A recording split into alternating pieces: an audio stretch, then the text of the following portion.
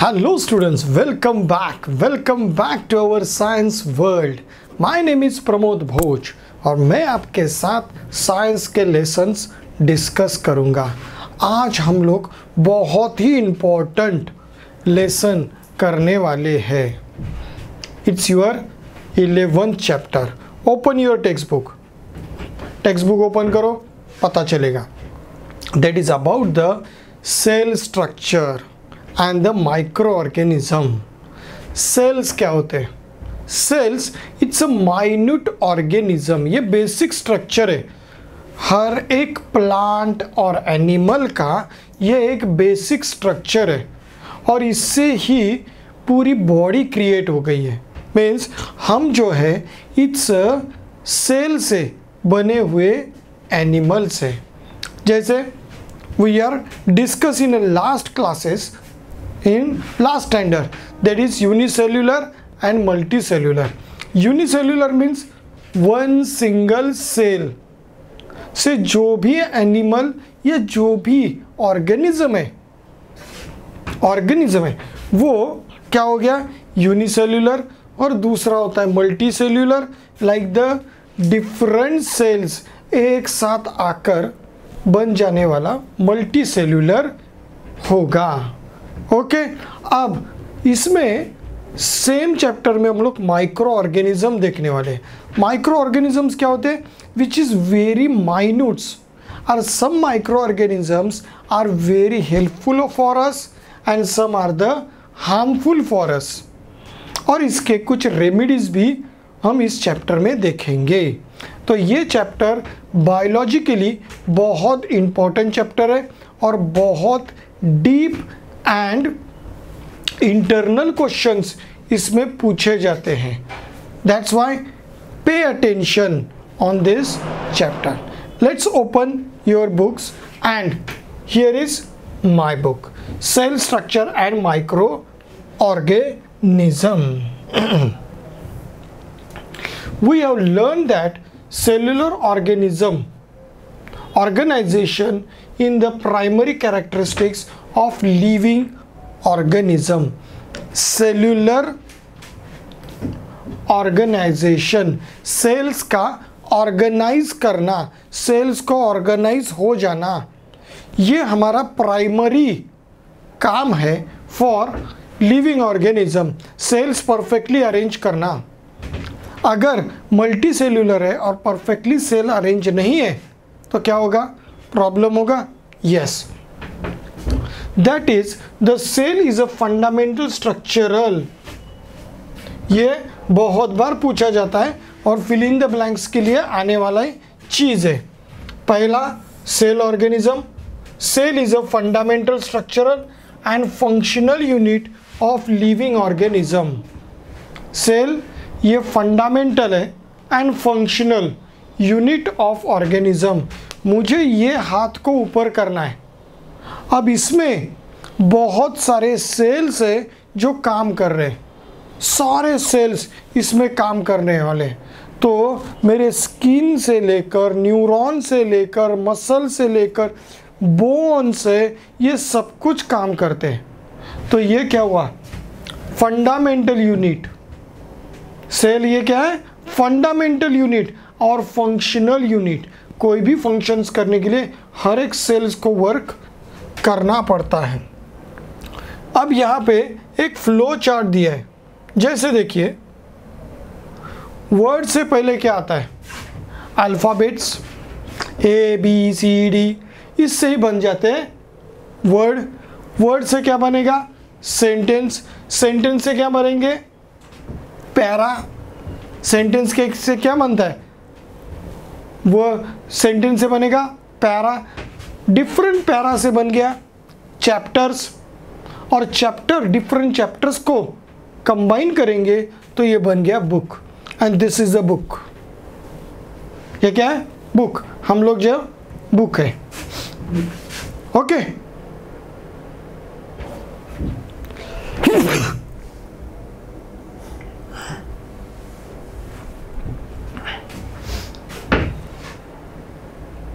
चलो, तो ये बुक तो देख लिया आपने। ओके, तो ये बुक किस तरह से बना है, ये डिफरेंट। अब ये अल्फ़ाबेट मीन्स क्या है, मेरे सेल्स, छोटे से छोटे सेल्स है ना, ये हमारे अल्फ़ाबेट्स हैं। You see the structural organisation of a books of above flow chart and similarly the organizational level of living organism too। तो हमारे पास क्या क्या मिलता है, पहले आते हैं बेसिक में आएगा सेल। सेल से कंबाइन होकर बनते हैं tissue, it's a second grade है। टिश्यू से टिश्यू डिफरेंट टिश्यूज एक साथ मिलकर बन जाते हैं ऑर्गन्स। टिश्यू से क्या बनेंगे, ऑर्गन बनेगा। Different organ are connected and it's create the organ system. और ये ऑर्गन सिस्टम जब एक ही बुक में अरेंज कर दी और ये हो गया ऑर्गेनिज्म, ये हो गया ऑर्गेनिज्म। तो कहाँ से स्टार्ट हुआ, सेल से स्टार्ट हुआ। सेल्स के बाद टिश्यू, टिश्यू के बाद बने ऑर्गन के बाद बना ऑर्गन सिस्टम। और ये ऑर्गन, डिफरेंट ऑर्गन सिस्टम्स एक साथ जब किसी बंच में आ जाते हैं तो ये हो जाता है ऑर्गेनिज्म। क्लियर, ये ऑर्गेनिज्म आ गया। Cell form the basis of the structure and the function of living organism. Cell ये फॉर्म करता है एक लिविंग ऑर्गेनिज्म का structure and their working. Structure and working ये दोनों भी सेल डिसाइड करता है। It only help to cell to living organism carry out all the different process. Cells ही हमें डिफरेंट प्रोसेस, हम लोग जो भी काम कर रहे हैं ना, with the help of the cells के वजह से मैं आपसे बात कर पा रहा हूँ। ओके, आप सेल्स के वजह से ही पढ़ाई कर पाते हो, सब कुछ because of the cell. Okay, चलो अब यहाँ पे कुछ हमें पिक्चर दिए गए और सेल है, टिश्यू है। ओके, टिश्यू से बन गया ऑर्गन, ऑर्गन से बन गया, this is a digestive system. ये क्या है हमारा डाइजेस्टिव सिस्टम। डिफरेंट ऑर्गन्स है इसमें, स्टमक, लीवर, फिर आ गया pancreas, small intestine, large intestine. तो ये सारे डिफरेंट ऑर्गन्स है और ये एक बंच बन गया और ये डाइजेस्टिव सिस्टम बन गया। अब ये digestive system, respiratory system, muscular system, neuron systems, ये सारे चीज़ें एक बंच में है body, that is organism, that is organism. अब जब ये चीज़ें हमें पता करनी है, अब पहले तो ये पता नहीं था। सबसे पहले डॉक्टर रॉबर्ट हुक, इन्होंने एक बार्क थी, पेड़ की बार्क थी, उसे मैग्नीफाइंग ग्लास में देखना स्टार्ट कर दिया मैग्नीफाइंग ग्लास में उसने देखा तो उनको देखा there is a hexagonal compartment. He saw the hexagonal compartment, इसमें कुछ कंपार्टमेंट है, कैसे, हेक्सागोनल। अब ये बार्क जो थी ना, जो क्रॉक था, यह बार्क, ये डेड होते सेल्स, क्या होते हैं ये डेड सेल्स होते हैं, समझो। अब ये सेल्स की तरह मीन्स ब्लैंक स्पेस जैसे दिखाई दिए, तो इन्होंने इसको नाम दिया। ये जो छोटे छोटे कंपार्टमेंट है उनको उन्होंने नाम दे दिया सेला, दैट इज लैटिन वर्ड में इसका नाम होता है स्मॉल रूम्स। ये क्या होते हैं, स्मॉल रूम्स। अब आगे जाकर जब हमारे पास माइक्रोस्कोप वगैरह आ गए तब हम लोग ने इसको और भी डिफाइन करना स्टार्ट कर दिया। ओके, अब main word Robert Hooke perfectly याद रखो, और नाम पहला क्या था, सेला, ये इंपॉर्टेंट है। चलो नेक्स्ट,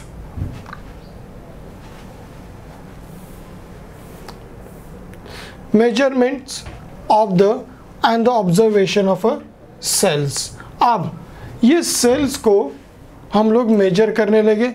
जैसे पहला सिंपल माइक्रोस्कोप आया, अब ये कंपाउंड माइक्रोस्कोप है, अब और भी है जो इलेक्ट्रॉनिक माइक्रोस्कोप भी है।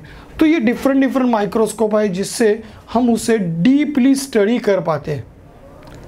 ओके, जो ऑब्जेक्ट हम नेकेड आइज से देख नहीं पाते उसे माइक्रोस्कोप में रख के देख सकते हैं।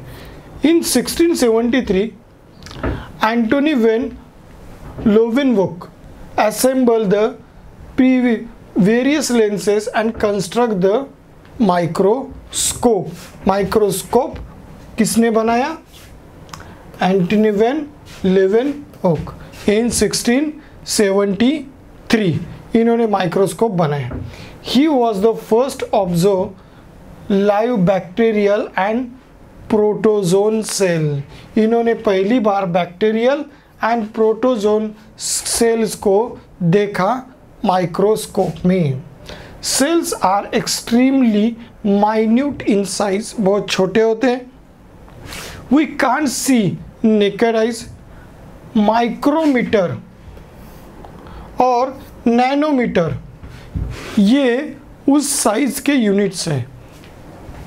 सेल्स की साइज को हम लोग माइक्रोमीटर या नैनोमीटर में गिनते हैं। The compound microscope is use for observing the cell. Which microscope is use, there is a compound microscope use होता है for study the sales.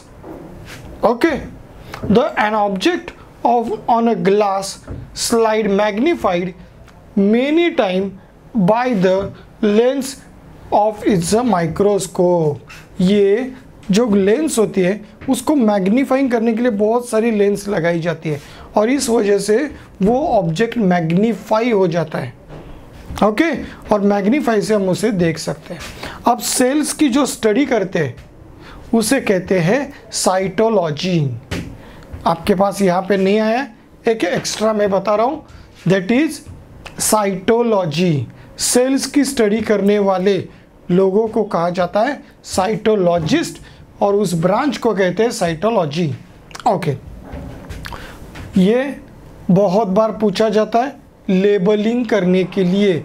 Label the diagram, 1 mark के लिए क्वेश्चन आता है, 3 ब्लैंक प्लेस दिए जाएंगे, 3 से 4 ब्लैंक प्लेस दिए जाएंगे और आपको 1 मार्क के लिए क्वेश्चन दिया जाएगा। यहाँ पे आईपी से same, here is a course focus knob. इससे ये जो एंगल है उसे आप अप डाउन कर सकते हैं। Then fine focus knob, fine focus knob से ये जो लेंस है उसे एडजस्ट किया जाता है। इससे कोर्स से क्या होगा, इस ट्यूबल को अप डाउन किया जाएगा एंड फाइन फोकस से इसे लेंस को अप डाउन किया जाएगा। ऑब्जेक्टिव लेंस मीन्स इसे मुझे जो लेंस यूज़ करनी है उस तरह से मैं उसको चेंज भी कर सकता हूँ, या सिंपल हो तो सिंपल को भी मैं यहाँ पे एडजस्ट कर सकता हूँ। It's a stage and the illuminator mirror, यहाँ से लाइट को रिफ्लेक्ट किया जाता है ऊपर की तरफ। ओके, जिस वजह से वो ऑब्जेक्ट हमें और परफेक्टली दिखाई देता है, क्योंकि लाइट रिफ्लेक्ट होगी तभी तो हम लोग ऑब्जेक्ट देख पाते हैं। तो ये इस तरह से होता है, यहाँ पे स्लाइड होता है, ये स्लाइड्स को पकड़ने वाली स्लाइड्स और कवरिंग स्लिप होती है, उसको पकड़ने वाला ये पिन होती है, तो उसमें रखा जाता है और उसको परफेक्टली देखा जाता है। चलो, क्लियर, समझ में आ गया ना। चलो, here is a 1 millimetre, 1 millimetre is equal to 1000 micrometre और 1 micrometre is equal to 1000 nanometre. ये दोनों चीज़ों को परफेक्टली याद रखो। ओके, चलो first time the take piece of the onion. अभी आपको ओनियन का पीस ले लो, एकदम स्लाइड निकालो।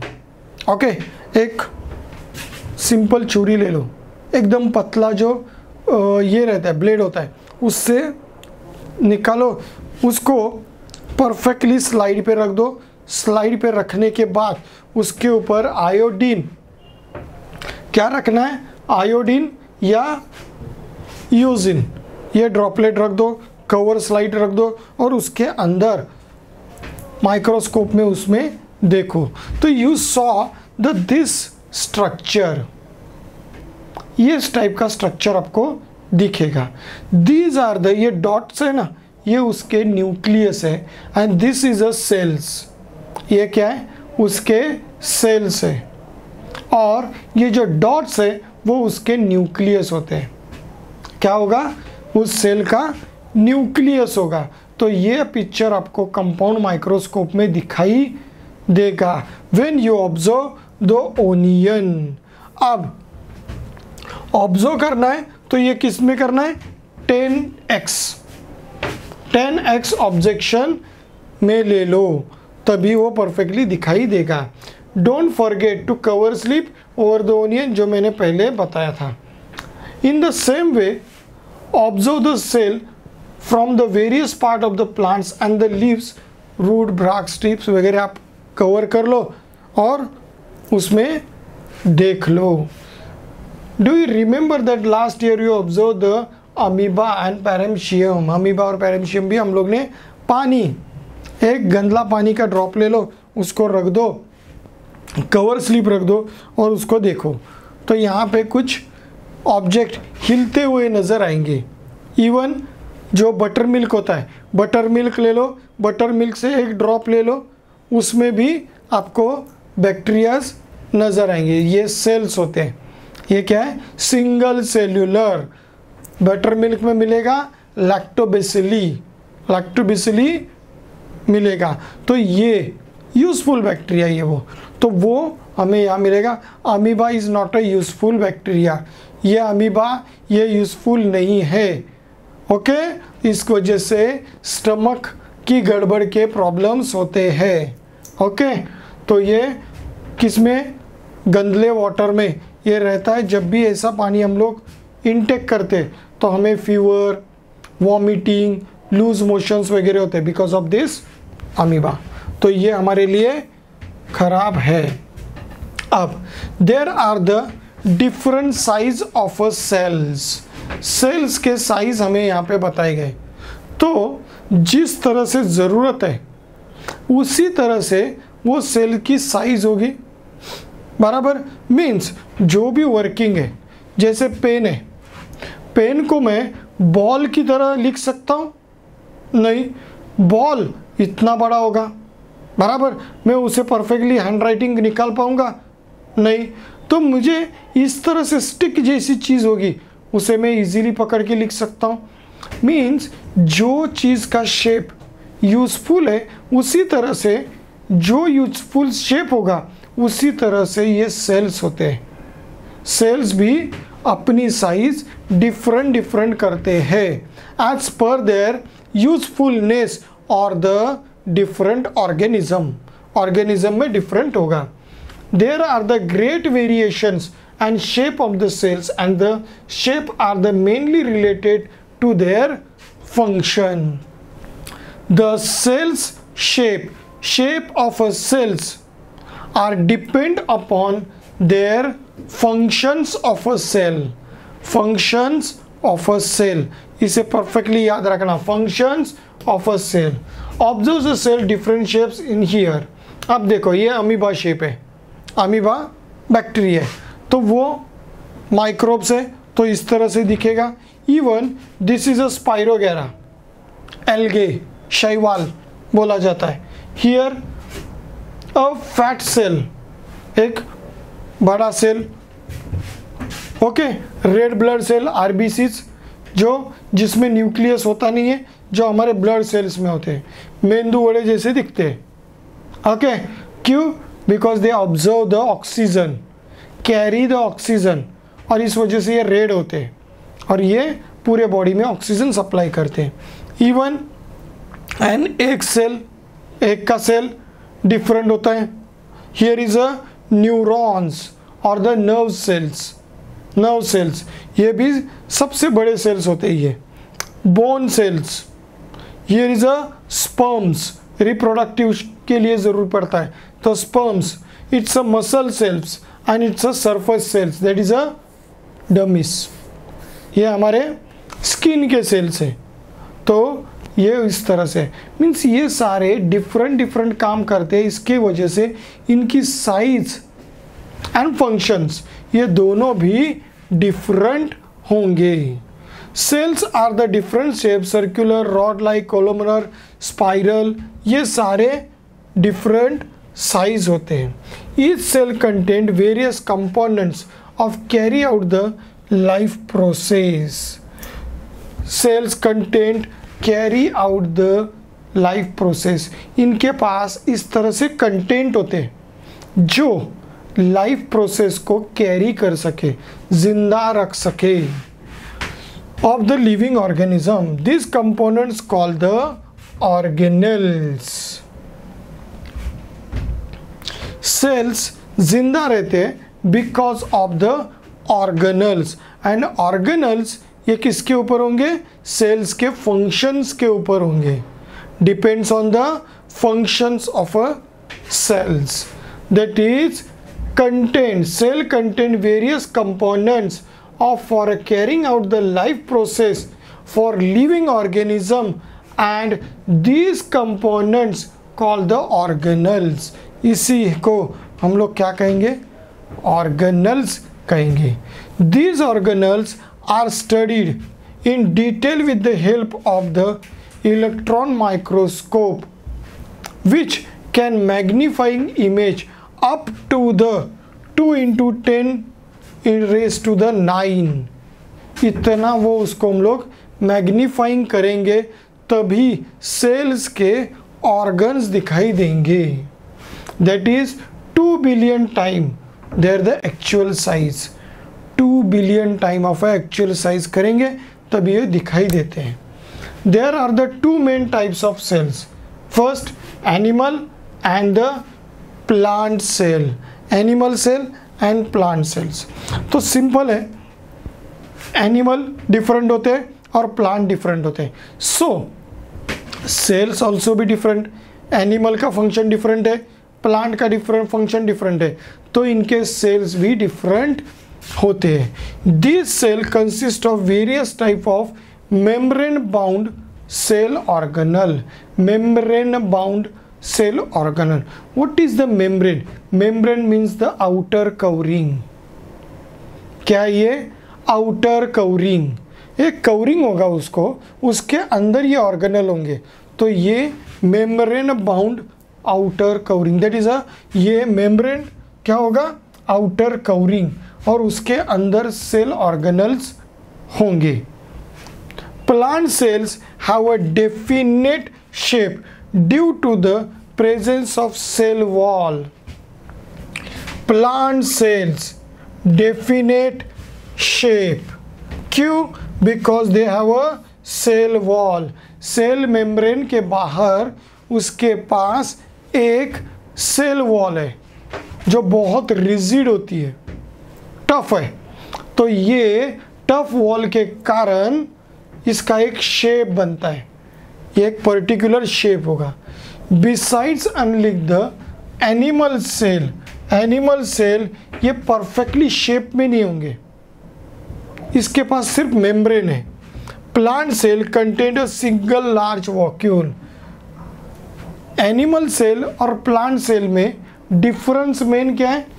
Plant cell having single large vacuole, vacuole क्या है? वेस्ट प्रोडक्ट को, सैक को बाहर फेंकने के लिए जरूरी है, it's a vacuole.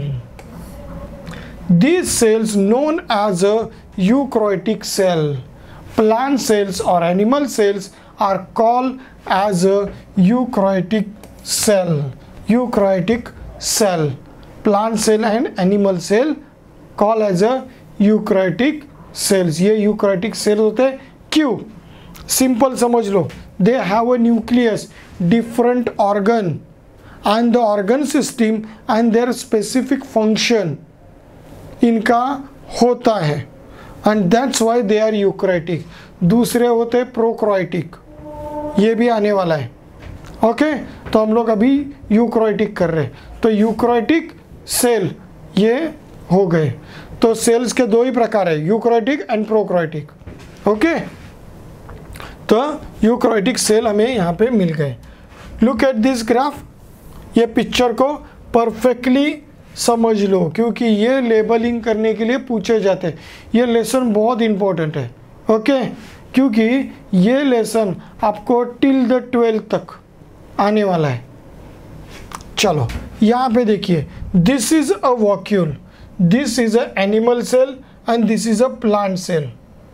Okay, hexagonal shape कहाँ पे मिला था? रॉबर्ट हुक ने जब ट्री का क्रॉक निकाला था तभी उसे हेक्सागोनल शेप दिखा था। तो ये था, इसके अंदर कोई मटेरियल उसको दिखा नहीं। रॉबर्ट हुक को वो अंदर कोई मटेरियल दिखा नहीं। क्यों? क्योंकि इनके पास ऐसा कुछ सिस्टम नहीं था। ओके, बट हमारे पास सब सिस्टम आने के कारण we can see the inner material.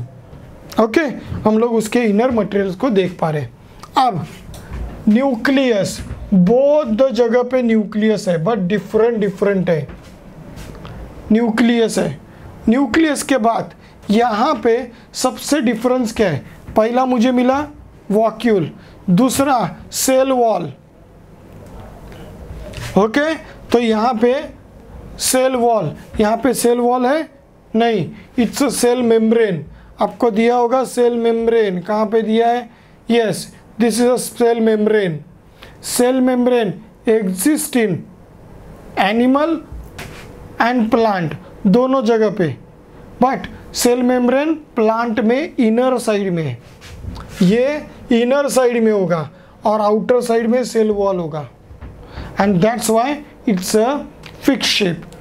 ये फिक्स शेप में नहीं है, ये चेंजेस है। ओके, देन लाइसोसोम्स सिर्फ एनिमल में मिलेगा, यहाँ पे नहीं है। फ्री राइबोसोम्स दोनों जगह पे है। गोल्गी बॉडीज रहेंगी, एंडोक्राइन रेटिकुलम रहेगा दोनों जगह पे। माइटोकॉन्ड्रिया, पावर हाउस दोनों को लगेगा है। ओके, तो यहाँ पे डिफरेंसेस दिए गए कि सबसे मेन वॉक्यूल, दूसरा है सेल वॉल का डिफरेंस है, तीसरा शेप, ये तीसरा डिफरेंस हुआ, और चौथा डिफरेंस हुआ लाइसोसोम्स। लाइसोसोम्स सिर्फ एनिमल सेल्स में आएंगे, it's not in a plant cell. Plant cell में ये नहीं है। थर्ड डिफरेंस है, प्लांट सेल में क्लोरोप्लास्ट होगा, दैट इज क्लोरोफिल, फोटोसिंथेसिस करते हैं ना, तो यहाँ पे क्लोरोप्लास्ट होगा। ओके, तो ये यहाँ पे मिलने वाले हैं। तो ये 5 डिफरेंस हमें मिले, plant cells and animal cells. Okay, चलो तो ये परफेक्टली समझ लो।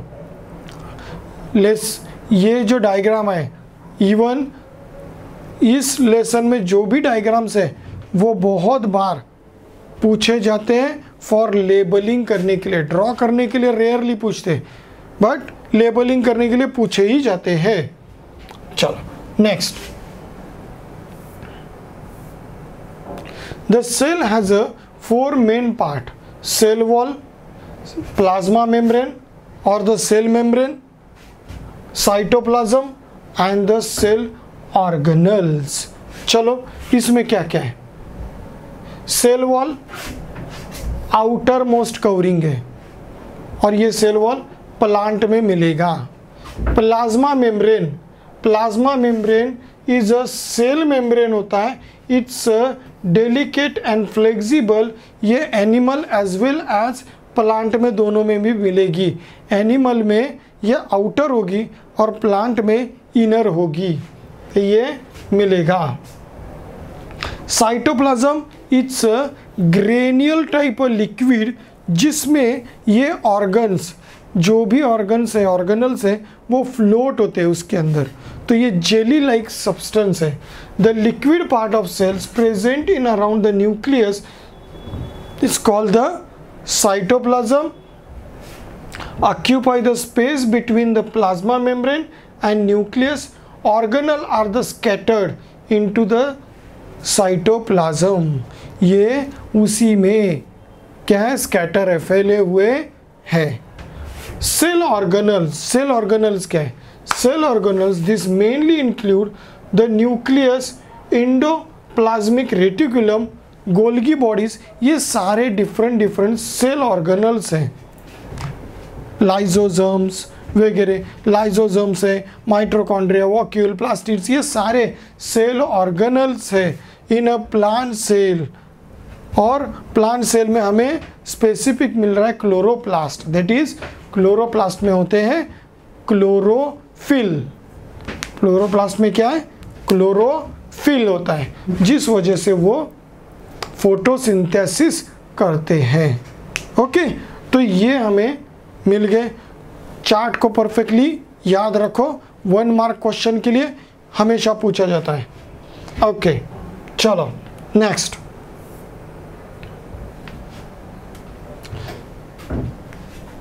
विच are the common component of plant and animal. अब यहाँ पे हम लोग सेल ऑर्गेनल जो हम लोग ने अभी किया ना, उसी को हम लोग यहाँ पे फिर से करने वाले, पॉइंट वाइज करेंगे। Different components of cells. पहला nucleus is a most important, ये क्या है? न्यूक्लियस, ये मोस्ट इंपॉर्टेंट ऑर्गेनल होता है of the cell and this is a porous double membrane around it. ये पोरस, पोरस मीन्स इसके ऊपर छोटे छोटे गड्ढे हैं, जिससे वो एनर्जी ऑब्जर्व करता है। ओके, ये पोरस है। Nucleus control the functions of a cell, total function, ये एक माइंड की तरह काम कर रहा है। सेल्स को गाइड करने का काम न्यूक्लियस करेगा, तो ये nucleus control the functions of a cell. ये 3 पॉइंट हो गए सेल्स के। Next, second, endoplasmic reticulum. It is a swelling neck-like organelle. Swelling neck-like organelle है।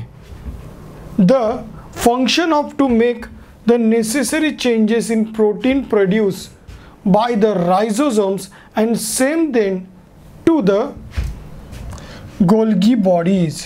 Endoplasmic reticulum का काम है जो भी प्रोटीन्स या जो भी एनर्जी क्रिएट कर दी गई है उसे प्रोसेस करके गोल्गी बॉडीज तक पहुंचाना। कहाँ तक? Golgi bodies. अब आ गया Golgi bodies, it's a third main organ, are the made up of several flat sac. Sac means थैली जैसे, फ्लैट जैसे बनी हुई है। Their function is the proper distribution of proteins. जो एंडोप्लाज्मिक रेटिकुलम से बनी हुए उसको परफेक्टली सब में डिस्ट्रीब्यूट करना। देन आ गया fourth is a main important mitochondria. Mitochondria क्या करता है? Mitochondria and the plastids are the organelle which double outer covering इनके ऊपर होता है। माइटोकॉन्ड्रिया प्रोड्यूस एनर्जी और इसे पावर हाउस भी कहा जाता है, सो इसे पावर हाउस कहा जाएगा। देन क्लोरोप्लास्ट, ये फिफ्थ हो गया। In a plant cell carry the functions of photosynthesis. Chlorophyll होता है इसमें, फोटोसिंथेसिस करेगा। Sixth part, vacuole help to throw the waste product of a cell. ये सैप लाइक स्ट्रक्चर होता है, सैप्स होते हैं जिसको बाहर छोड़ना है। Okay, vacuole is a in animal cell is a small whereas plant cell में बहुत बड़ा होता है। क्यों? बिकॉज एनिमल वो कंटिन्यूसली डिस्कार्ड करते हैं। इजेक्शन, एक्सक्रेशन सिस्टम और इजेक्शन सिस्टम हमारी चालू है। ओके, हम लोग तुरंत उसे बाहर फेंक देते हैं, जो चीज़ यूजफुल नहीं है फेंक दिया।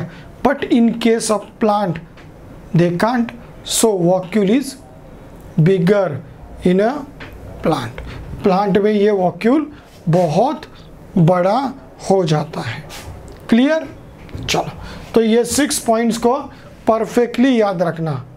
6 points are very much important. Clear? चलो नेक्स्ट,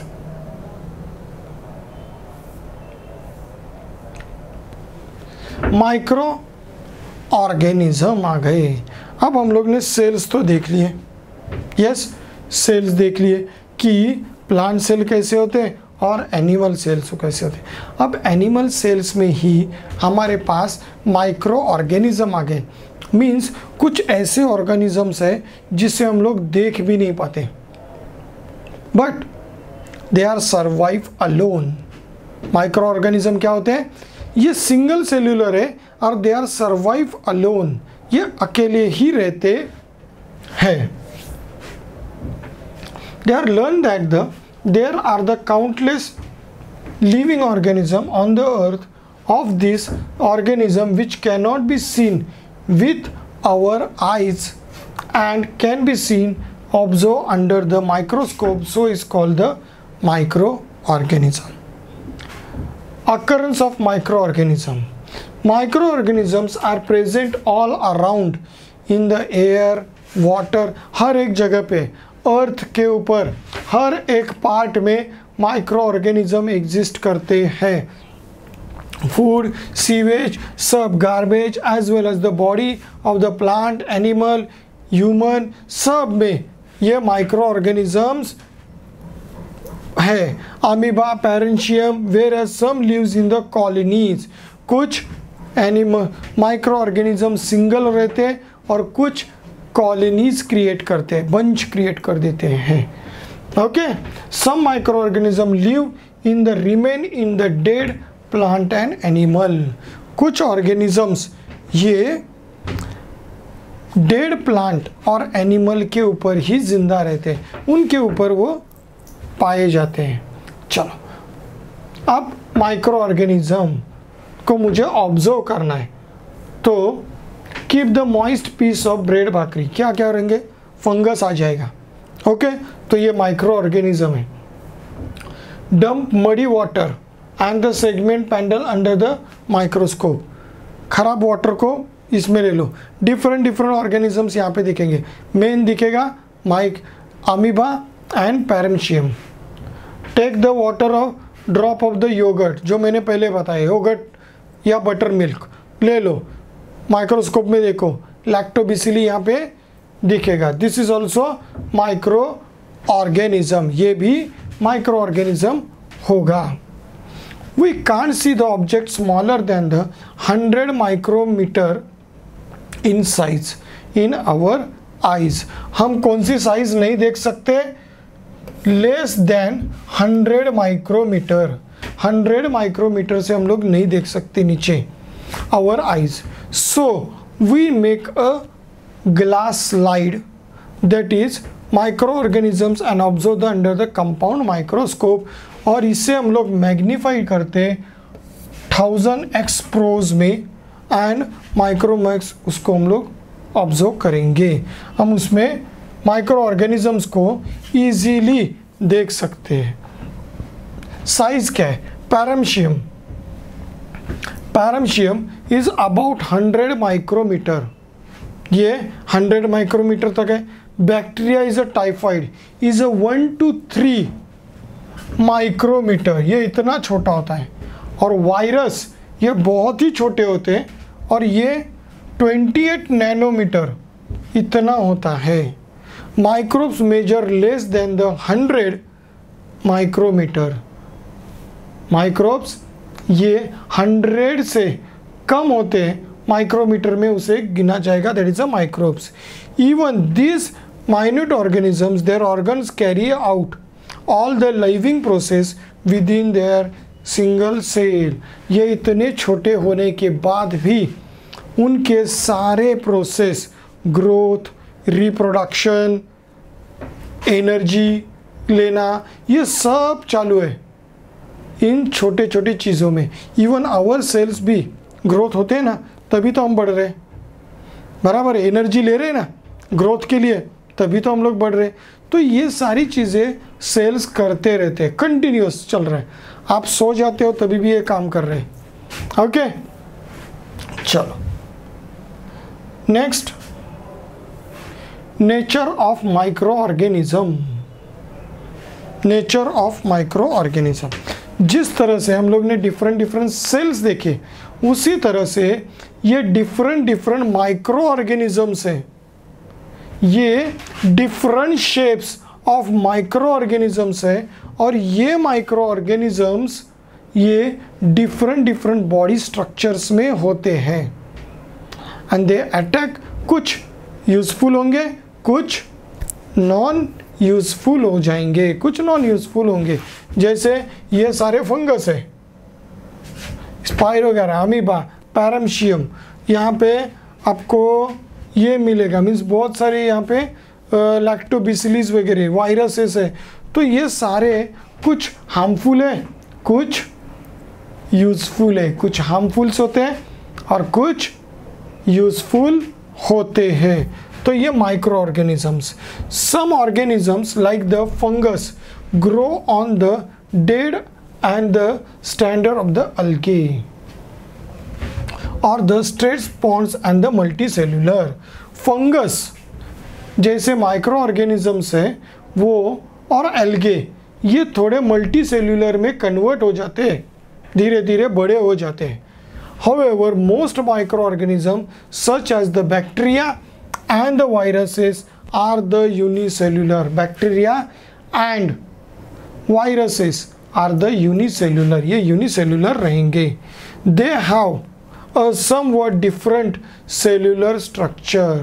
इनके पास बैक्टीरिया और वायरसेस का सेलुलर स्ट्रक्चर डिफरेंट होता है. डिफरेंट, टोटल डिफरेंट होगा. बैक्टीरिया कैन सर्वाइव, वो अकेले रह सकते. वायरस सर्वाइव नहीं होता, उसे कोई तो सेल की ज़रूरत पड़ती है. Okay, they do not have the membrane bound organelle found the eukaryotic cells. जो बैक्टीरियाज होते हैं उसमें कुछ में मेम्ब्रेन बाउंड ऑर्गेनल नहीं होते. The plasma membrane, cytoplasm and nucleotide are their body. कुछ इसमें सिर्फ 3 ऑर्गेनल हमें मिल रहे. कौन से? प्लाज्मा मेम्ब्रेन आउटर साइड का कवरिंग, साइटोप्लाज्म और न्यूक्लियोइड. न्यूक्लियस नहीं है ये न्यूक्लियोइड है, which is not perfectly nucleus. तो ये यहाँ पे मिलते हैं only compounds, and this cell वो कॉल द प्रोकैरियोटिक सेल्स, और इसे हम लोग कहते हैं प्रोकैरियोटिक सेल्स. ओके, तो समझ में आ गया यूकैरियोटिक और प्रोकैरियोटिक.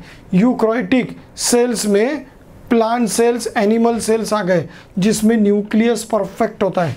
परफेक्ट रखना, न्यूक्लियस है. और इसमें क्या है? प्रोकैरियोटिक में मिलेगा न्यूक्लियोइड. क्या मिलने वाला है? न्यूक्लियोइड मिलेगा. चलो, तो हियर इसे याद रखना है, क्या क्या आपको यहाँ पे दिया है. लेबल डायग्राम में ये भी पूछा जाता है. चलो,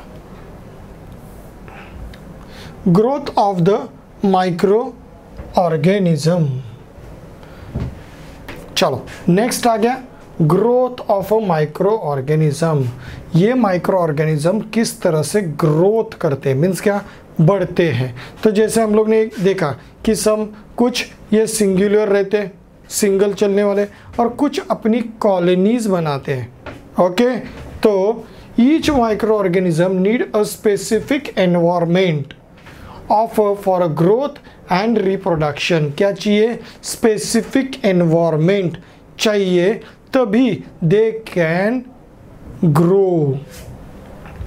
many microbes need oxygen for their growth, whereas some microbes can grow without oxygen, with oxygen, without oxygen.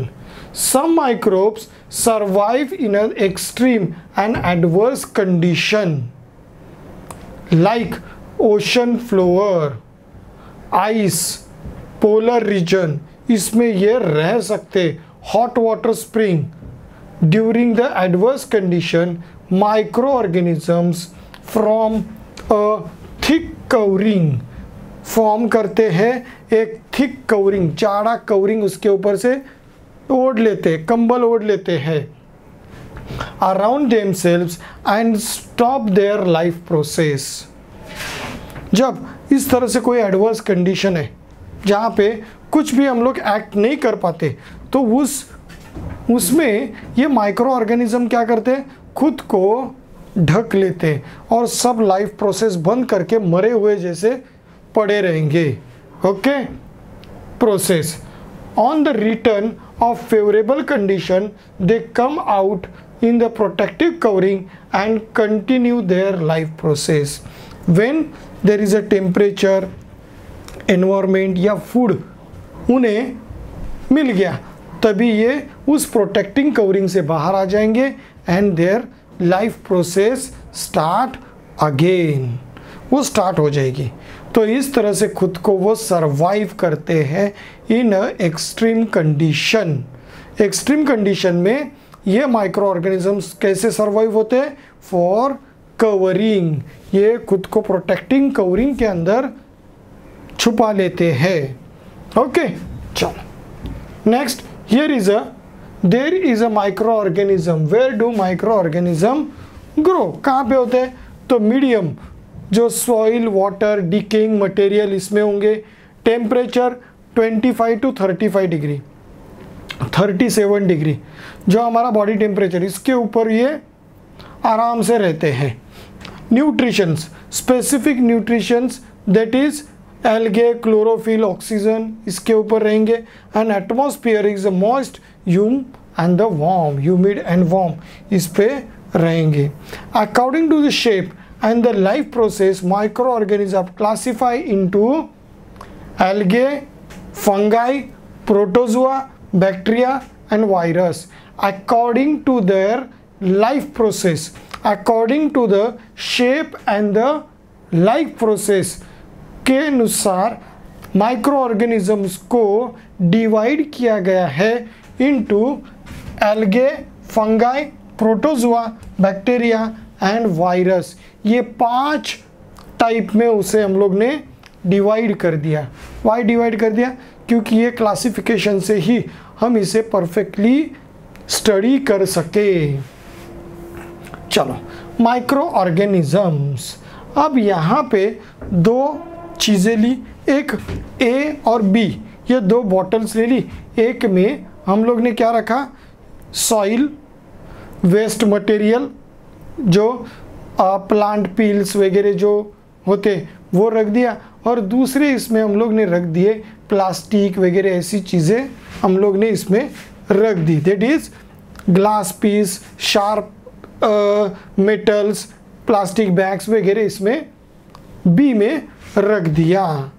After the sometimes, कुछ टाइम के बाद हमें पता चलता है कि ए में जहाँ पे ऑर्गेनिक मटेरियल था, क्या था? ऑर्गेनिक मटेरियल, जैसे वेस्ट था, ऑर्गेनिक वेस्ट हम लोग जिसे कहते हैं, फूड आइटम्स, वेस्ट फूड वगैरह हम लोग ने जो मिट्टी में दबाया था वो गायब हो गया, डिसअपियर हो गया।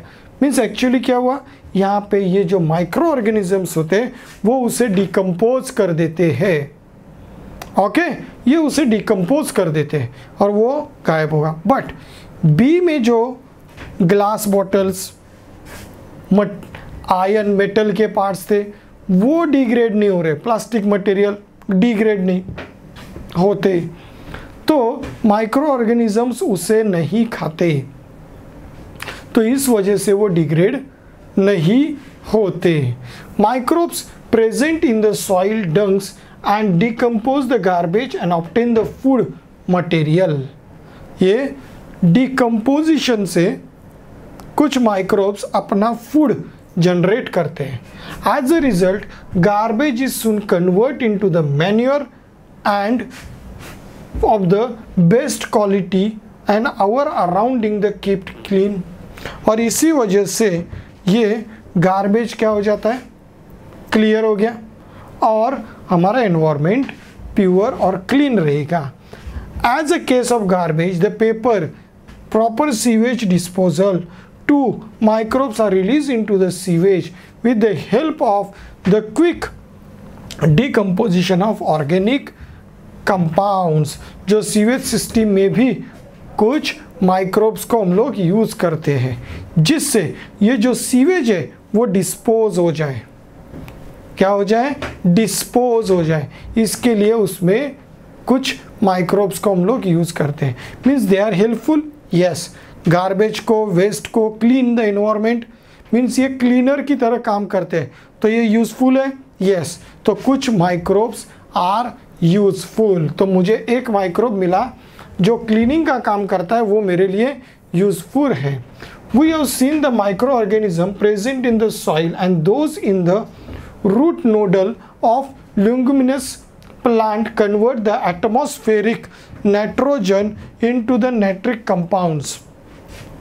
इसमें कर देते हैं। प्लांट नीड, जो हम लोग ने ऑलरेडी कर चुके हैं, प्लांट नीड नाइट्रोजन और nitrogen compounds for the growth for formation of proteins. Animals को भी प्रोटीन्स की जरूरत पड़ती है and these are the nitrogen compounds. अब ये कंपाउंड्स कौन कर रहे हैं, कुछ माइक्रो ऑर्गेनिजम्स होते हैं, राइजोबियम्स होते हैं। ये बैक्टीरियाज वो काम करते हैं जो नूडल्स की तरह, नोड्स, बंड्स की तरह इसके पास, बर्ड की तरह इसके पास रहेंगे। कहाँ पे, रूट्स के पास। और वो एटमॉस्फेरिक नाइट्रोजन को कन्वर्ट कर देते हैं इनटू अ कंपाउंड्स में। ओके, और ये पल्सेस वगैरह इसमें उतना, उसी वजह से इसमें प्रोटीन्स आते हैं। तो ये सेकंड मिला।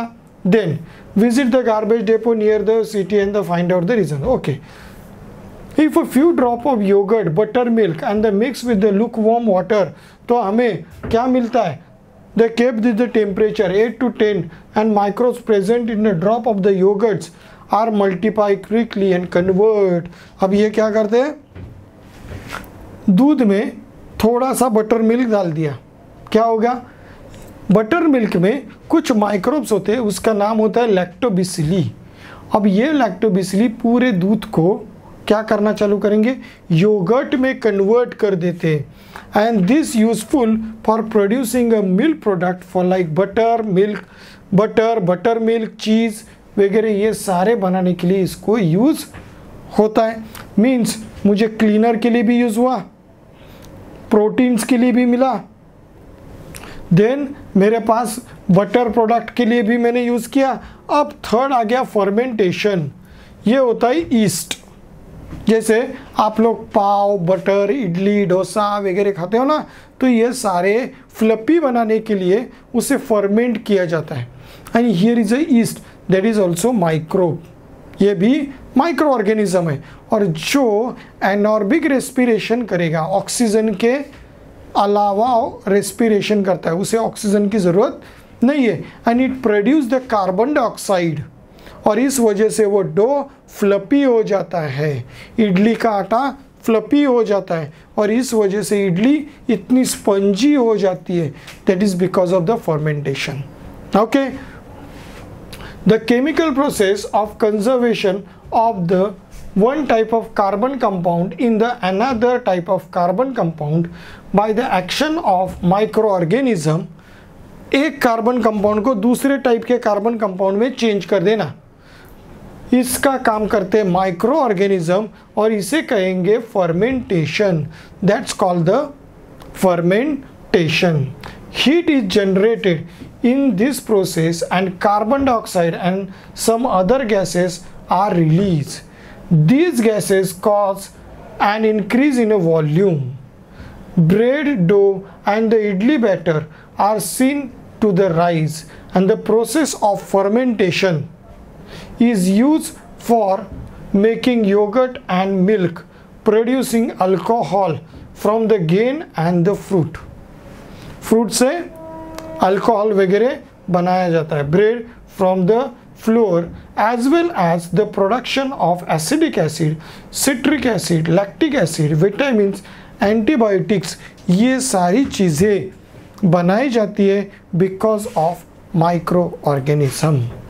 तो मेडिसिन में भी माइक्रो ऑर्गेनिज्म, फूड में भी माइक्रो ऑर्गेनिज्म, क्लीनिंग में भी माइक्रो ऑर्गेनिज्म. तो ये सारी चीज़ें में हमें कुछ माइक्रो ऑर्गेनिज्म मदद करते हैं. If a microorganism allowed to grow in a batter dough or fruit juice, they break down this substance, producing a new compound. As they grow in a multiply them, and this microbial process used to production in various common foodstuffs. ये बहुत सारे foodstuffs में हम लोग उसको use करते हैं. For pav, bread वगैरह जो बनाया जाता है, बिस्किट्स, सब में इसको हम लोग यूज करेंगे. Sometime when we are ill, doctor prescribe the capsules, injections and medicines like the penicillin. Penicillin ये भी एक माइक्रो ऑर्गेनिज्म है, ये फंगस है. These types of medicine destroy the pathogens and retard their growth. Retard उसकी growth को रोक देना. उस पहला तो पैथोजन को डिस्ट्रॉय करेंगे, या अगर पैथोजन थोड़ा पावरफुल है तो उसकी ग्रोथ को रोकते हुए जाएंगे, कट करते हुए जाएंगे, और इस वजह से वो हमेशा के लिए मर जाएगा. It's called the antibiotic. Antibiotics are produce with the help of the specific microbes. Antibiotic कुछ स्पेसिफिक माइक्रोब्स से ही बनाई जाती है. Disease like the tuberculosis, typhoid, corolla, cholera, ये सारे इसमें यूज़ होते हैं. इसमें बैक्टीरियाज हम लोग यूज़ करते हैं. Control the antibiotics. Domestic animals to protect this from the various disease, mixing the antibiotics in their foods. Plants disease can also be control with help of the antibiotic. Antibiotic से plant के भी disease को हम लोग थोड़ा बहुत कम कर सकते हैं. चलो, through the antibiotic are useful for the curing certain disease. They are be harmful if use without the consulting physician. Doctor के सलाह के बिना, प्रिस्क्रिप्शंस के बिना दवाई लेना हार्मफुल होते हैं, because these are the chemicals और द माइक्रोब्स होते. वो डिफरेंट केमिकल्स आपके बॉडी में क्रिएट कर देंगे, and this is very harmful for our body. तो ये ऐसा कभी भी मत करना. डॉक्टर प्रिस्क्राइब करेगा, वही डोज उतने ही मैनर में आपको लेने हैं. In fact we should not take any medicine on our own to treat the elements like the body ache, head headache, common cold वगैरह ऐसे में मत लो. A vaccine is produce in a laboratory with the help of the microbes that gives the immunity against particular disease. कुछ microbes को साथ में लेकर हम लोग वैक्सीन्स बनाते हैं. मीन्स एक दूसरे के दुश्मन होंगे, इसको साथ में लिया, दुश्मन का दुश्मन अपना दोस्त, तो ये साथ में ले लेते डॉक्टर्स और उसे छोड़ देते दूसरे के ऊपर, काट ले उसको, वो मर गया. अब ये हमें तकलीफ देगा क्या? नहीं, क्योंकि हमारा दोस्त है ये. चलो, तो ये हो गया और हमारी इम्यूनिटी हम लोग बढ़ा देते हैं. If we have been vaccinated against any disease, our immunity that is resist that disease and increase so that possible to contracting the disease generally greatly reduce. वो डिजीज हमें होना ये बहुत कम हो जाएगा. Okay. Microbes are also used in the process like the tanning of the skin, production of a rope, and the staining from the agua. That is, microbes used use oil for their growth and such microbes are used to clear. कुछ microbes को oil की ज़रूरत होती है. Means हम लोग जो देखते हैं कि सी में बहुत सारे कंटेनर चलते हैं. ओके, कंटेनर मीन्स ट्रॉलर्स वगैरह ये चलते हैं. कभी कभी उसमें से ऑयल स्पिल होगा, मीन्स फैल गया. अब ये समुंदर में फैलेगा ऑयल, अब इसे मारेगा कौन? तो यहाँ पे भी माइक्रोब्स यूज़ करते हैं. ये माइक्रोब्स ऑयल को खाते हैं, दे नीड अ ऑयल, और ये क्रिएट करते हैं कार्बन डाइऑक्साइड एंड ऑक्सीजन, ये क्रिएट करते हैं ऑयल खा के. तो इस वजह से ये हमारे लिए यूज़फुल है. And the clear the floating layer of the oil and surface and ocean lake form the and due to the leak of the oil spill से हुआ. Farm waste, human urine, faeces, waste garbage collect and use to the biogas plant and produce the biogas and fertilizers. और इसी मदद से, इनकी ही मदद से हम लोग बायोगैस जो वेस्ट मटेरियल है उसे हम लोग यूज़ कर सकते हैं. By in case of the किस में फॉर्म में? बायोगैस के फॉर्म में. बायोगैस फॉर्म में हम लोग उसे यूज़ करते हैं. ओके, चलो. हार्मफुल माइक्रोब्स, अभी कुछ जो अच्छे बच्चे भी होते हैं और बुरे बच्चे भी होते हैं. अभी कुछ बुरे बच्चों के बारे में देखेंगे जो हमारे लिए बहुत हार्मफुल होते हैं. वो कभी भी अच्छे नहीं होते, हार्मफुल ही होते. तो if the jar of pickles jam of the etcetera is the while the skin black perish and the appear in the form. Okay, अब यहाँ पे कुछ चीज़ें हमारी ओपन रहेगी, जैम, मुरम्बा वगैरह कुछ भी ओपन रहता है. तो क्या होता है, एक दो दिन के बाद उसमें ऐसे लेयर, स्पंजी लेयर दिखता है, दैट इज फंगस. और ये फंगस ये बहुत हार्मफुल होता है, ये बहुत हार्मफुल होगा क्योंकि ये कुछ केमिकल्स क्रिएट करता है इसमें फूड में, और इस वजह से ये पॉइजनस बन जाता है. ये फूड पॉइजनस बनेगा. In summer milk and the meat were spoil quickly. Summer में ये क्यों? मिल्क और मीट मॉइस्चर होता है, फंगस को क्या चाहिए? मॉइस्चर, तो वो उसे खराब कर देते हैं. Fungus grow quickly on the moist and the slate food. Ready food पे आ जाएगा. चलो, तो ये फूड को पॉइजन बना देगा. As food stuffs there is a own nutritions and the microbes release toxic material. Microbes क्या करते हैं? कुछ अभी उसमें से मुझे न्यूट्रिशंस को ऑब्जर्व करना है, तो मैं कुछ मटेरियल को, केमिकल्स को उसमें हम लोग एक्सप्लेन छोड़ देंगे. माइक्रोब्स क्या करेंगे? केमिकल्स छोड़ देते हैं, जिसके वजह से वो मटेरियल वो लोग ऑब्जर्व कर पाते हैं, और दिस टॉक्सिक ही उसे जहरीला बना देते हैं. And the eating such a spoiled food can cause the loose motions and vomiting. ये loose motions and vomiting यहाँ पे start हो जाएगा. चलो, तो how will you know the food step is spoiled? देखो, उसको देखने से पता चल जाएगा, स्मेल से भी पता चल जाता है. चलो, eat fresh and properly cover food होना चाहिए. drink boil water. Boil water means गरम गरम पानी नहीं पीना है, गरम करके ठंडा किया हुआ पानी पियो.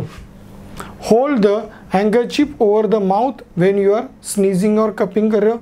तो don't allow the garbage and the water accumulate around the your house. House के बाजू में कोई भी गार्बेज वगैरह ऐसा एक्यूमुलेट मत होने दो. Pathogen disease producing micro organisms. कुछ पैथोजेंस होते हैं जो डिजीज़ प्रोड्यूस करते हैं. अब ये डिजीज़ प्रोड्यूस करने वाले पैथोजन एक तो डायरेक्ट अटैक करेंगे या indirect. Indirect through the different mediums. इसमें मीडियम होगा वाटर, फिर फूड या animal. Animal like dog, cat या मॉस्किटोज, हाउस फ्लाइज, ये इनसे भी हमारे ऊपर अटैक हो जाता है. तो ये कुछ जो ये होते हैं पैथोजन से, वो डायरेक्ट अटैक होता है, कुछ किसी मीडियम के थ्रू होते हैं। तो pathogens may be present in a water body contaminated with the sewage and the dirt in the surrounding, food left in uncover. तो ये सारे पैथोजन अटैक करेंगे।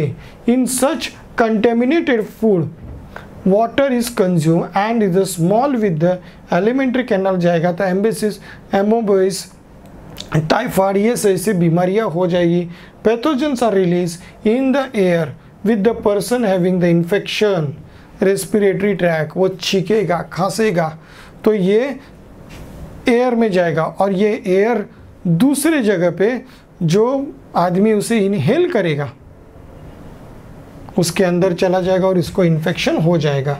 And the healthy person get infected with the such pathogens on the breathing in the same air and the contact disease, that is a common cold, cough,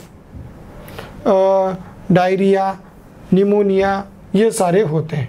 Mosquito produce in the place like the hip of the garbage drain, segmented water, जमा हुआ है water, तो इसमें mosquitoes वगैरह होंगे।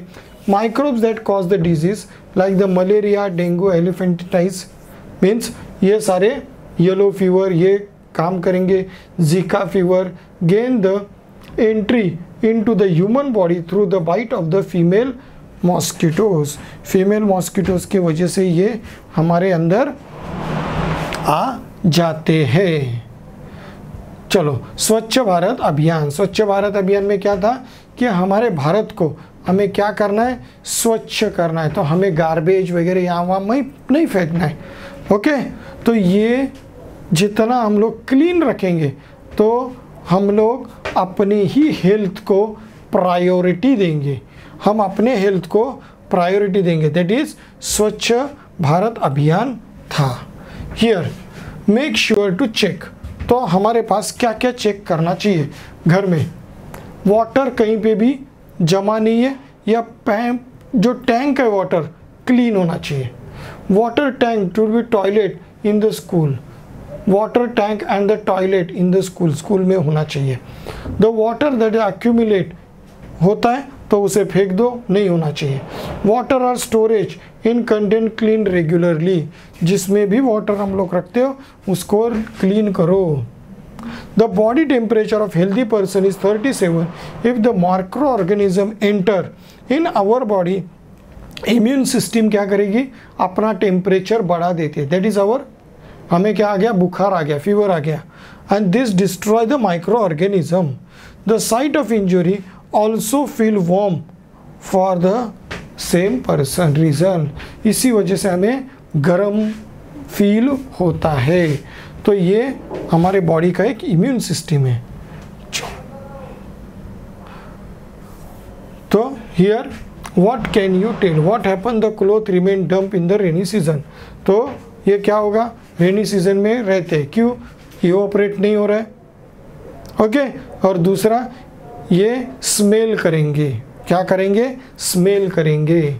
Back to the white spot containing the skin of grainy bags, तो ये fungus है, ये क्या है, वाइट स्पॉट आ गए तो ये फंगस होता है। लेदर आर्टिकल्स, पोर्स, वॉयलेट्स वगैरह, इसके ऊपर भी फंगस आ जाता है। Powdery material found in the old currency note and old rubber paper, powdery material ये भी एक प्रकार का फंगस होता है।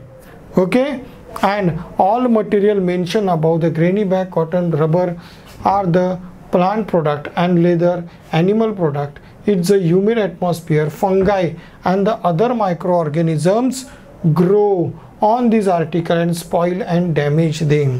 और ये इसे डैमेज करते हैं।